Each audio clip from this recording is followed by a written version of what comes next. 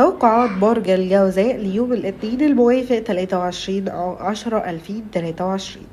تصرفاتك كلها تعتبر عفوية، عشان كده مش هتعرف تخطط لأمور مهمة في الفترة دي. هتتقدم من توقعاتك عشان تتخلص من كل اللي بتمنعك من انك تستمتع بملذات الحياة قدامك.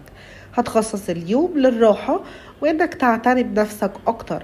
في فترتك النهاردة مفيد انك تنخرط اكتر من انك توقي نفسك من امراض كتير. هتقرر انك تبقى الخيار المناسب حتى لو كان في علاجات لازم تاخدها. انت نشيط جدا، وحتى نشيط من حيث التواصل مع الشخص اللي انت بتحبه. عندك تمارين لازم تستمر فيها. هيعدك القمر اللي في برج الدلو بكتير من الأحداث اللي هتعتبر مثيرة من نوعها للاهتمام بالنسبة ليك في مغامرة جديدة وحلوة، تعتبر مجنونة جدا بالنسبة ليك لكنها ممكنة. أما عن علاقتك بالأطفال فبنصحك النهاردة بأنك تقلل شوية من درجة المطالب. هتستمع للحوار أكتر مع أطفالك وتتوقف عن أنك تتحدى التجارب الشخصية. اسمح للطفل بأنه يختار في يومه ده.